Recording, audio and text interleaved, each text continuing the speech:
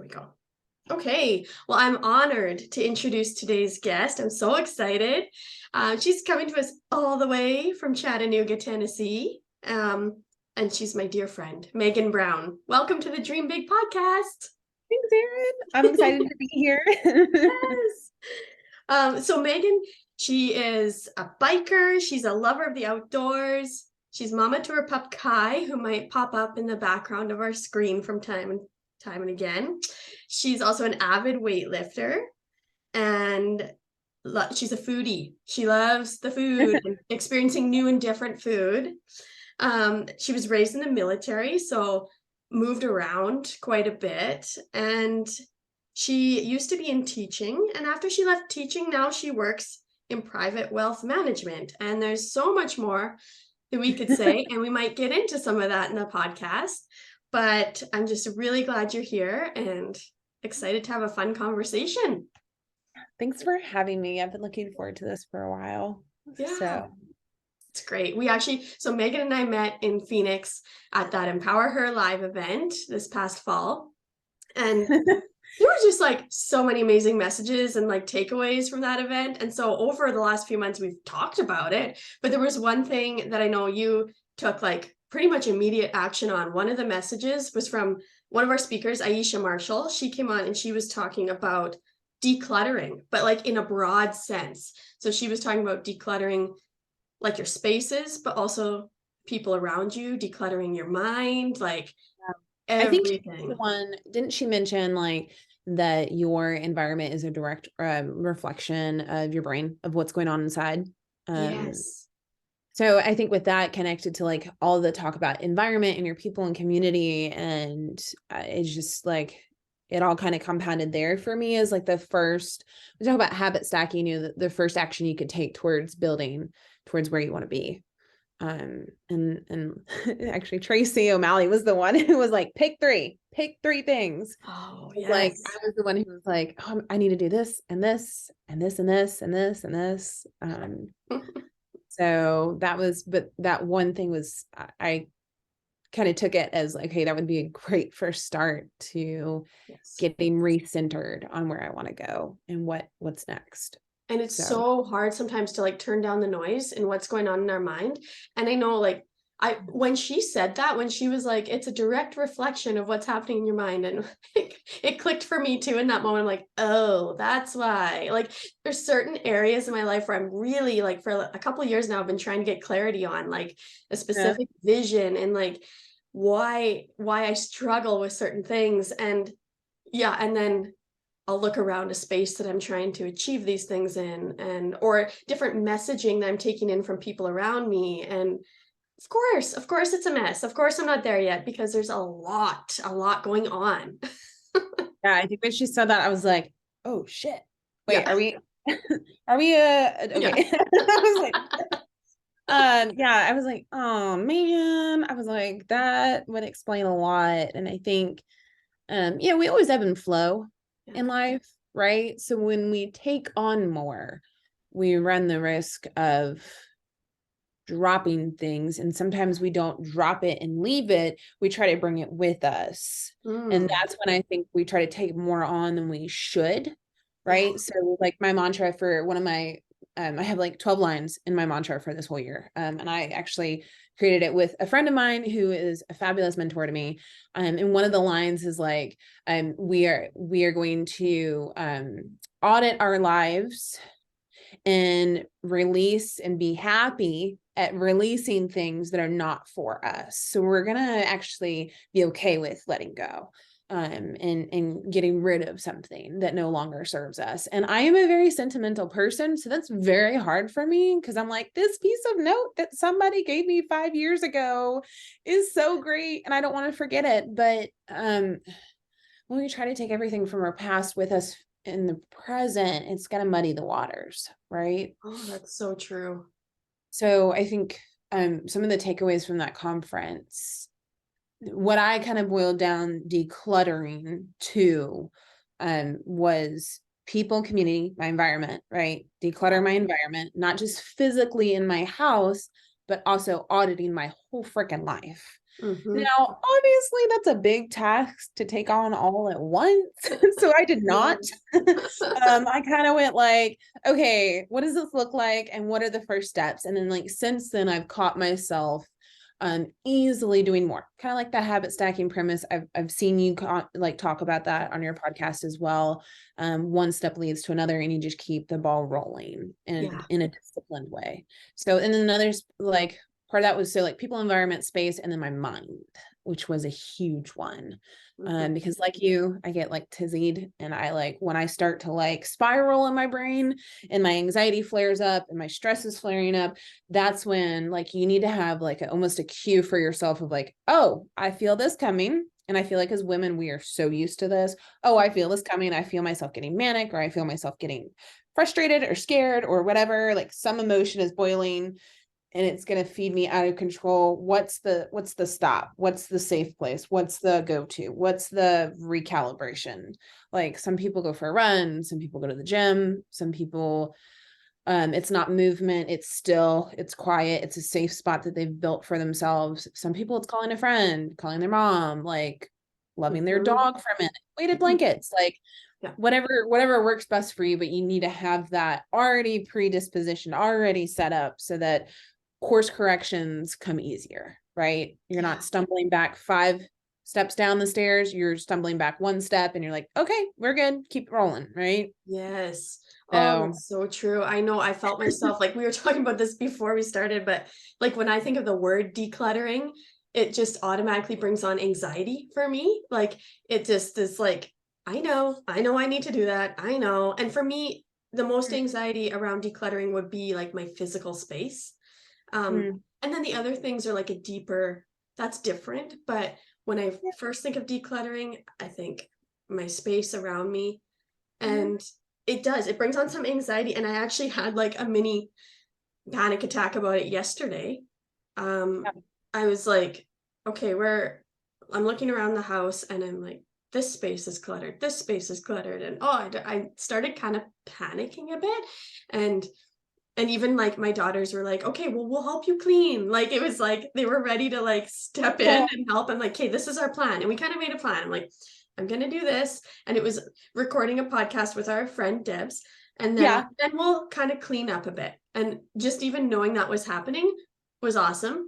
And the most remarkable thing I found is something you mentioned, something that totally brought me down, and it made it not a big deal at all, was that I got to talk to Debs, was that I got to talk to a friend.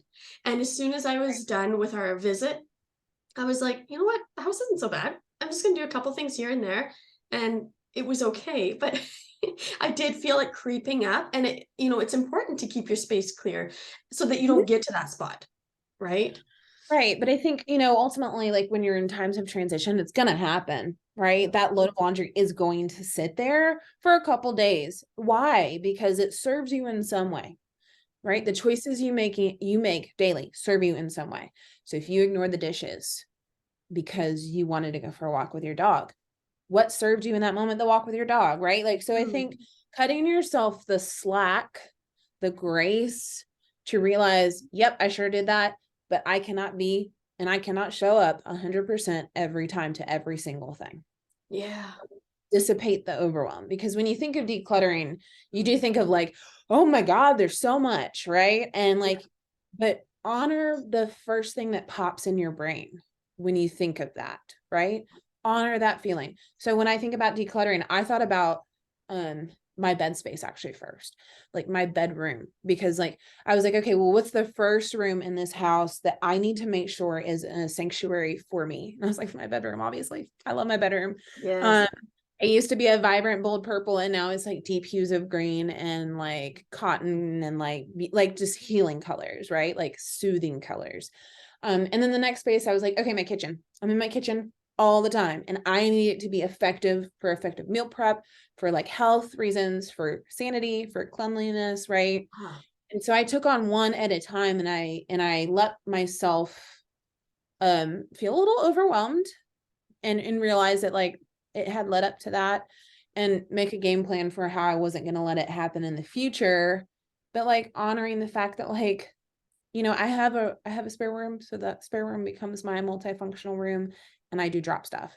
But I also, I would say, as far as space decluttering, a lot of what I did was I started to think, what do I need in my now life?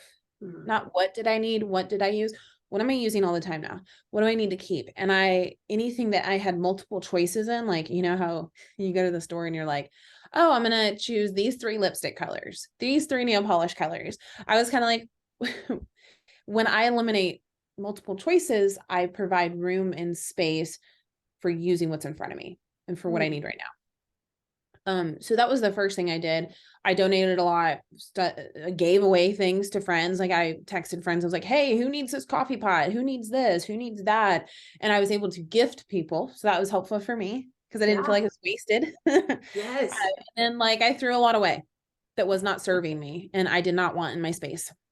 I was like, if it's not fitting the goal, I don't want it. So like the room behind me is my office, workout space, guest bedroom, which my dog is laying down there somewhere. But I was like, what did I want this room to be? I want it to be clean for when I work so that I'm not distracted or stressed out about what's in the room. I want it to be easy for me to flip it into a guest bedroom for when my parents show up out of the blue with 1 day notice, right? Yeah. I want it to be like a space where I can set up my trainer to work out. So when you think about your why behind space, it helps make it easy. And here's the one trick that I don't know that people talk about as much. When you feel the bug to get rid of stuff, and like I don't know if have you ever felt that where you're like, oh, everything must go. Yes. Like, oh, and like you need to capitalize on that. Grab a trash bag, throw it in, throw it away before you can think about it twice. Yes.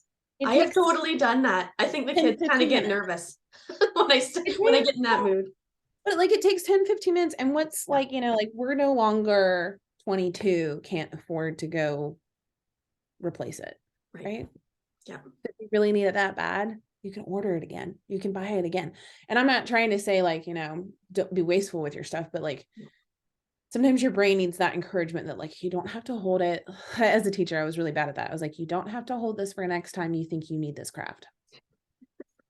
That is so true, Megan. I have like a garage full of stuff that needs to go. And it's funny because a lot of it is like books that I used when I was teaching. And I'm like, well, these were good books 10 years ago. Do you know how much literature, especially children's literature, has changed? And like kids won't pick up the 10-year-old books to read. They will not. Like it's not even like there's a lot of stuff. You can go donate that to a library. You can go donate that to a community center that needs books. You can go, I ended up getting rid of a lot of my teaching stuff and gifted it to a brand new teacher when I wanted to get rid of it. So, okay. So that was space. We didn't really talk a little bit about like community in the mind. Did you want to talk about environment in the mind at all?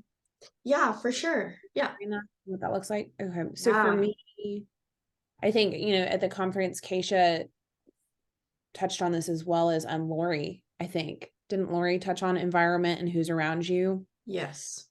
She's big on her tribe. Lori is, right? And she talked a lot about like who's your tribe? Who are your people? Right. So I mean, you are one of the people in my tribe now after the conference. Yep. I was like, Erin's coming with us everywhere. I want her everywhere. And Debs, of course, is one of the people that's in my tribe. And for me, when I came back from that conference, I laid some pretty hard boundaries down on my time. And I said, I got off the dating apps. That was a huge one for me, because I was trying to force something that wasn't, it was a distraction, right? So distractions take away from our ability to be present. And they take, like, I think Trent Sheldon actually came out with something recently that I was listening to that said, a distraction could cost you the next year towards your goal. And I was like, okay. Heard. Oh, that is a good, he has some good bits of wisdom. Yeah. Yeah. So when you lay down those hard boundaries of environment and people, you're going to get a lot of kickback and they won't understand. Right. But it's not about them. It's about you. Yeah. I think, when you envision where you're going with your life, with your passion, with your podcast, with your job, how do you feel and who's there in the moment with you. Yeah. How do you feel around certain people? That was a big thing for me. If I didn't feel like my time with that person was mutually edifying, done. I'm done. Cut off, done. I did not waste time explaining it to them. I did not counter back with them. I did not bleed into the whole like, well, you're not showing up the way I want you to show up. I had somebody say that to me. You're not, I wanted you to be a best friend and you're not being that to me. And I was like, what have you, like, why are you demanding that of me? Right. You don't show up for me. Like, why are you expecting me to show up in a way that you don't match? Yeah. So I do believe in like mentorship, and relationships being different. But for right now, my tribe needs to be people that are gunning for me, slapping me when I need the slap, right? And are more concerned about that mutual edification than they are about what they can get out of me and Yeah. how they can use me to better themselves. I mean, I want to be able to share me with people and help them, but ultimately at the end of the day, if they're not showing up, I don't need to continue to show up for them. And that's a hard lesson for me to learn every time, because I'm like, well, just give them another chance. Yeah. No, we don't have the energy for that anymore. Yeah. That's so hard. I know there's like, it is tricky. And I found like when I was kind of going through that myself, it was, yeah, you think about how do they make you feel? And for me, it was also like, what is the depth of our conversations? Like Right. when we are just talking, are we like, are we surface level? Are we just like work associates? Or whatever, like that work associate type level? And that's okay to have those. They're going to be on the outer limits, right? They're going to be like, oh, those are the people that I talk to about A, B, and C. But like who's really, like you said, who's going to be in your corner for you, and Yeah. who can you say, hey, I really need some help with this, and can we just talk about this, and cheering each other on too, like not making you feel silly for these big dreams that you might have. um you can tell immediately what that energy is like. And so when you really, it's simple when you really think about it, because you're like, okay, exactly, how do they make me feel? And Right. that's your energy, right? That's like, okay, what's the Oh, energy they're giving back? And if it's something you want to dig into, then great. And if it's not, then it's like, okay, well, I know where to put you, right. right? Like I know that you're not going to be super close. Right. You're not going to be the intimate person that I can go to about everything, which I don't think there is anybody there's probably only two people in my life that I can go to about every topic in my life. Mhm. And that's fine. Yeah. Um, I think more important for me was when I spend time with this person, is it a vote towards where I'm going, or is it a vote towards not that? Oh, that's a good question to ask. That's a Trent Shelton question. That's like, Yeah, are you going to be in the same spot a year from now because you followed that person's energy? Or, right. oh, I love So that. if I want to show up in a certain way, who's there showing up like that already? Right? Lori talked about this. Who's already there who you can fall in with? And who's somebody who wants to be where you're at, who you can mentor to bring up to that, right? So, I mean, like I've known about that in all the leadership trainings I've done over the years, because I did a lot of leadership in my middle school and high school years with Young Life, and when I was really entrenched in religious structures. And I think, having the top bar where you're going and having a bottom bar where you are investing in others to get them where they want to go, both energies come with power and with like so like taking us back to decluttering, because I feel like I got a little off topic on that, but like I think when we audit our environment and declutter it, it looks a lot like letting go. And you're not like, burning bridges. You're just Nope. saying like, I'm not going to devote the time and energy and capacity to you Yeah. anymore. I love you, but just because you love someone doesn't mean they're for you. Yes. That's 100%. So, and you have to be okay with that. Yeah. As a single person, I'm kind of like, yeah, no, I'm good with that. Like I can embrace that like easily. So Mhm. I can love you and know that you're not for me. Yeah. So Yeah, yeah. it's not a harmful thing to them. You're not going out with a bang. You're not saying, having a hissy fit in front of them saying, "Never talk to me again." It's not that at all. It's done out of kindness. You're not Mm, it's like you're being authentic with them. I mean, like, right. I'm not gonna pretend to have this deeper thing than it is. And I think the hardest part of that decluttering and auditing stage for me has been putting myself back out there to being intimate and to search for people that I can add to my tribe. Yeah, It's hard. That is very, very hard for me it's because I've hard to been be burned a lot. vulnerable. Yeah, Yeah, I've been burned a yeah. lot in friendships, and relationships over the years. Growing up in the military, you're stationed with somebody for a year, you make it work Mm, because you don't really have a lot of options, and then you move on. So it can be hard for yeah. me personally, relationships. But so the final thing that I did to kind of declutter was I worked on my mindset.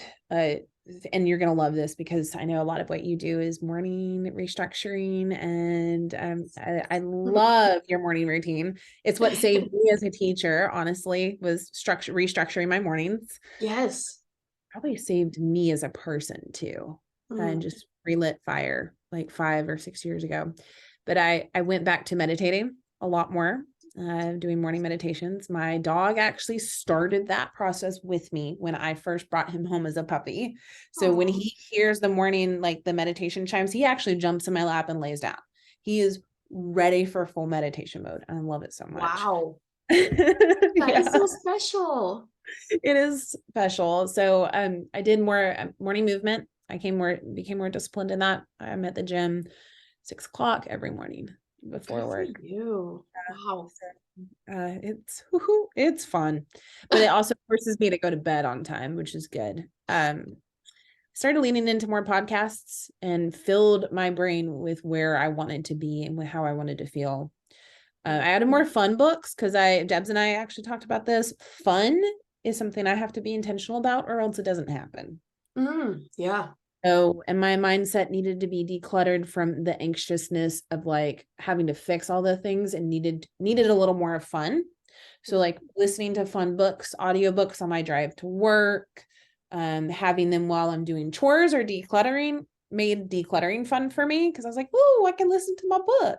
Yeah. Um, Going back to books like The Gift of Imperfection was important for me too because Brené Brown talks about not hustling for your worth, but stepping into it. And that is very important for me based off of my personality as a perfectionist, Enneagram 1. Anyway, Yeah. so, and And that's some of that's that, so true. Like one of the first things before you start yeah, embarking on something like decluttering of all the spaces in your life would be like what type of person are you to begin with? So like what will work for you? Because not everyone's going to be like a list maker and like, okay, I'm gonna make a yeah, list and check them off. That some people might be more scattered. And so even just in your approach to decluttering, like, can you talk about like what that looked like for you? Like how you approached it based on what you knew about your personality? yes, okay. So I get that because I am a list person. Literally, I'm looking at a list right now. But I am also it gets I'm also a person that like this morning I was doing meal prep and I took the trash out and I flipped a load of laundry and I did something in my room and then 20 minutes later I was like, "Oh, I forgot to replace the trash bag." Oh yeah. I get a little scatterbrained sometimes when I'm in this space. So in the past, I used to write down everything that was in my brain that I was thinking about, right? So it was offloaded. Yeah. And then I would circle 3 things. Oh, And that's what I would do. mhm. And I have actually walked my mother through this before. She came and took care of me while I had a major surgery. And she was like, "I want to do this and this and this and this and this and this and this before I leave." And I was like, "Mom, I need you to pick 3 things Yeah. for you to do before you leave." I was like, "Because your stress right now, I cannot handle." Yeah, it does. It's very She was like, stressful. "Well, I've already done one of them." I was like, "Great, only pick 2 more. That's it. I was like, I need you to rest and spend time with me where you are not doing something. And that was hard for her. So I realized some of my tizziness is learned responses, right? So it's learned habits over time. So when I decluttered, when I came right back from the conference, the very first thing I did was I took everything in my room that was cluttered and I moved it out. I did not put it away. I did not fold it. I just moved it completely out into my spare bedroom. And then I had a home base of every day I would just pick one thing and do it. Like, so laundry, pick the laundry, fold it, put it away. Because I could not, I think when in the past, when I have taken on too much, you burn yourself out. It's not a good experience. And why would you want to do that again? Yeah. And you can create an environment to where you build a habit or you build a pattern or you give yourself the space to take it on as you can. When you have the energy, where you have the energy, then you create a better experience for your brain. And you teach your brain, I can do this. Yeah. It's so simple, but that process is like when you teach a child a brand new thing, right? Mm-hmm. 5-year-old learning the letter F. You don't just go write F, right? You have to show them. You have to walk them through it. You have to let them trace over it. You have to let them practice. You have to let them fail. Yeah. And you take it slowly, one at a time. And you don't expect them to have it within a day, within an hour, within a minute. So I think that was what that looked like for me. Those are some of the things I've done in the past, but like now I don't even think twice. I go, okay, so I have like 2 work from home days. And so like sometimes I'll be like, okay, that thing has been like in the back of my brain and I've been thinking about it more than I need to. So I need to honor that and go knock it out and go take care of it. So that capacity in my brain is available. Yeah, you freed it up to go and do something else. Yes. Yeah. Now, how do you get this to stick? Yeah. Right? How do you stick? How do you get this to be a lifestyle change and not just great, I've cleaned the slate to fill it back up. It's like spring cleaning, right? Like, why do we have to do it every spring? Like, because we clutter ourselves up again. Right. So I think my friend actually, this is a great example. A friend of mine left teaching around the same time I did. She's now a CEO a couple years later of a company. She has the time, she has the space. They hired a cleaner. Does the cleaner come every day? No, once a month. Why? They hate cleaning. It was an easy addition for them, right? It helps modulate, helps hold discipline for them to clean in between, right? So when you think about that, they knew their why behind it, but not all of us can afford that. Not all of us can spend 5 hours cleaning their house every weekend, nor do we want to. Nor do we, want to let those people come into our lives that make us doubt ourselves, nor do we really want, dirty spaces to live in because it stresses us out. Even if we don't realize it, it's in the back of our brain. It overstimulates you. There's tons of environmental psychology studies out there about how environment changes your biochemistry. And it changes the way that you are able to heal, able to rest, able to function. Like there's tons of studies out there. One of the leading psychologists around that actually was, his name is Roger Ulrich. So he's one of the major environmental psychologists that ran a lot of studies on this. I think ultimately you need to establish your why and how you want to feel, right? Yeah. When you're not feeling that way, when you're not honoring your why. Yeah. Why do I keep my desk clean? Because I want to be an efficient worker. Because I don't want to be distracted at my job. Why do I keep my kitchen clean? Because I want to be able to go in to cook and not have to clean and cook and right. Yeah. It's a lot easier to go do your meal prep when you don't have to go clean up from yesterday. Yes. Well, so I think when I establish I want to feel this way and I want my space to feel this way. Like I've had friends tell me since the conference, and that was October, right? So it's been October, November, December, January, February. Like it's almost been 4 months, right? Yeah. I've had my friends tell me you're more calm and less frantic since I've done all this. I've had them say, you seem like you have more availability for me now. You have more time.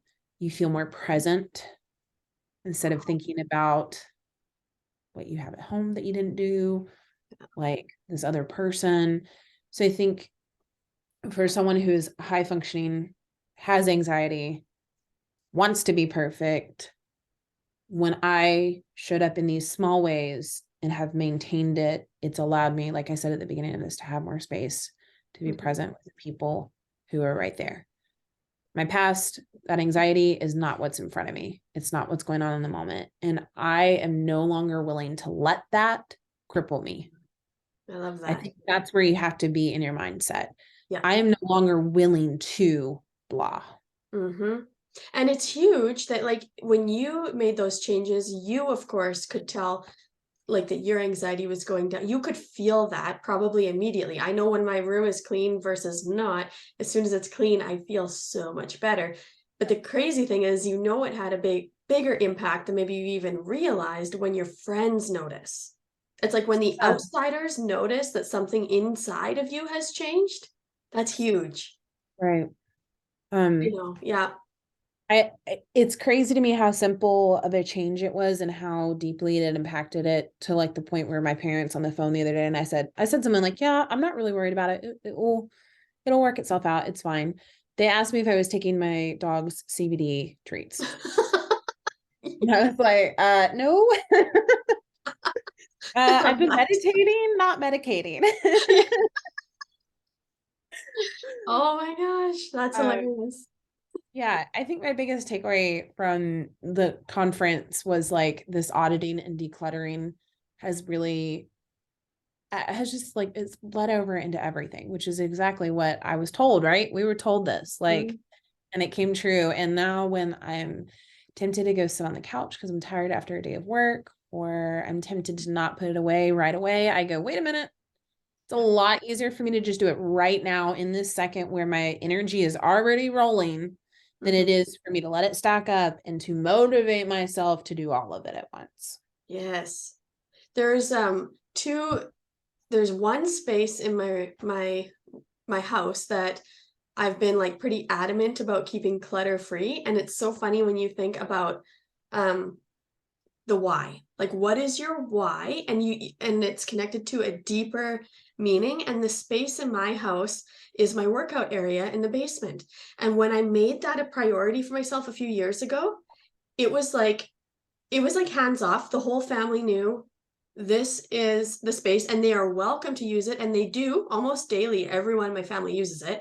But it's always you put it back where you found it, you clean up what mess you made, and it's like totally clutter free. And because every morning I go down there to use it. And so that is something that's a habit that Mm, I have stuck to every right. day for like almost 4 years.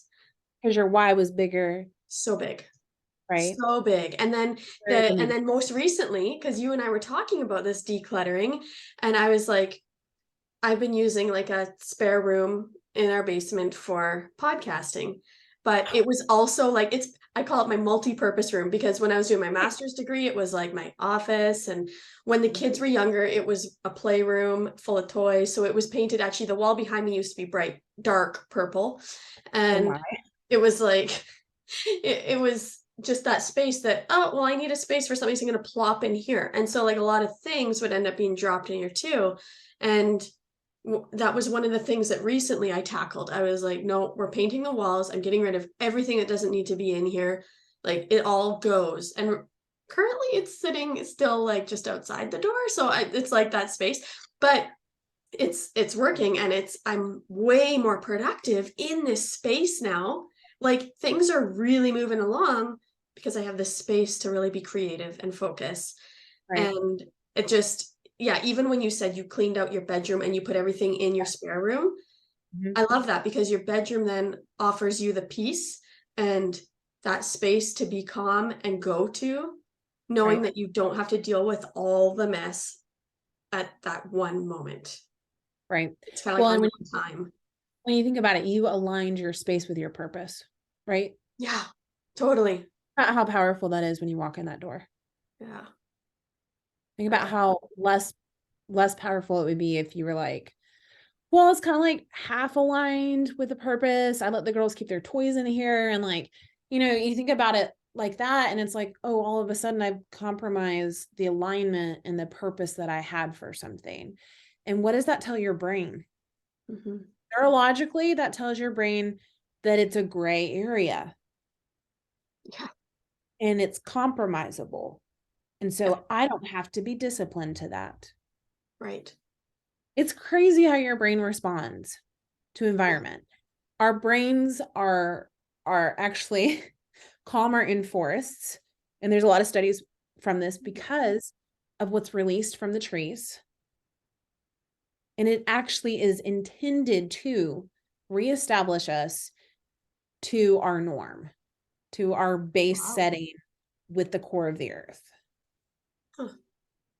Negative ions are meant to do that in nature. That's why plants are so helpful to have in environments because they also give off negative ions. Usually trees get off the higher amount, but like when you think about being purposeful in your space and how that has ignited you towards how you want to feel, where you want to go, it's kind of one of those like, why wouldn't I want to do this for the rest of my life?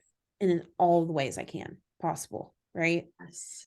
And then it becomes less about, oh my God, I have so much laundry to fold. Oh my gosh, I have so much blah to do. Oh my gosh, I have to, Yeah. it becomes more about like, no, I want to show up like this. I want to show up when people ask me to go out like they did. I went to a brunch yesterday. I want to show up fancy free. Like I want to show up and be with my people.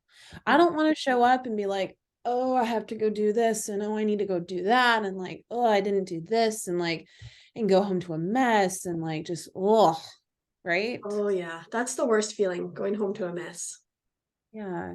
And I know kids are messy, but that's part of them learning, right? Absolutely. I Yeah. love that you're able to be purposeful in your office space. I actually saw teases for some big changes and I was like, I wonder what she's doing. Yes. I love that you did that. So what do you feel like is next to declutter? You have been purposeful and established a why on your workout space, now on your office and your podcast and your business and where you want to take it. So what's next for you? That's a good question. I think in general, it's like the rest of the house. Like there's things that we've been hanging on to that we Right. no longer need to hang on to. And actually, my husband and I just had this discussion like a few weeks ago now. I was like, okay, because he's done with the clutter too. He's on the same page. He's like, okay, we have a lot of Hey, things. love that. I know. It was like, okay, well, what are we going to do? So we kind of came up with a plan where throughout between now and like when the weather's a little nicer, like April, we're going to just pull things out that we no longer need.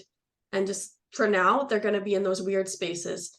But we're planning a big garage sale in the spring so that we can just get rid of stuff. And then whatever doesn't go, it's either going to the dump or it's going to Goodwill.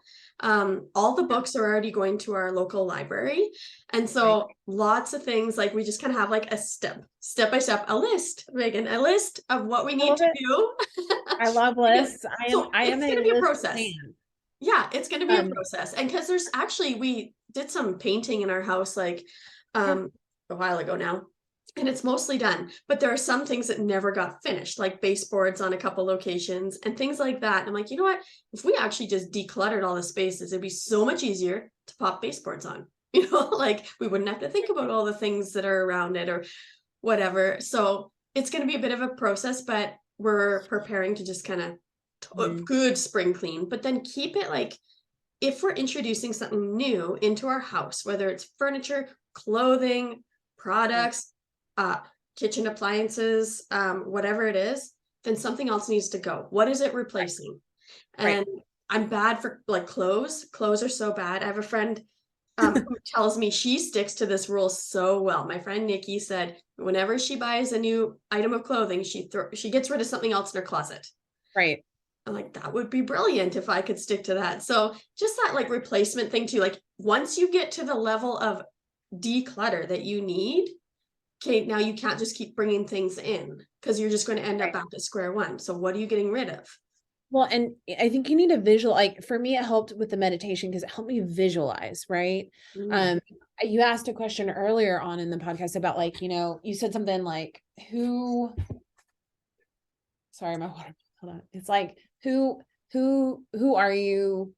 Or like, it was like an identity, right? Like, Yeah. who are you that this would happen? Or who do you want to be that, and that question overwhelms me because I am a person of multi skills and a master of none. Like, because of my lifestyle, like my whole life moving in the military, a year of violin, a year of choir, a year of like theater, a year of like, so like I have tried so many things that like identity is hard for me. But what I do know is who I am now and who I want to be now and who's in my life now. Right. Yeah. So I think, this could be overwhelming for people that are like, well, I'm a I'm a mom with like kids that are running schedules like crazy. Like your kids run crazy schedules, Yeah. right? And I don't have the time to blah. I think what you just said is correct. Make a list, envision what your environment needs to look like for you to feel the way you want to feel Mm-hmm. and get there. Get to that spot. Yeah. One day at a time. Mm-hmm.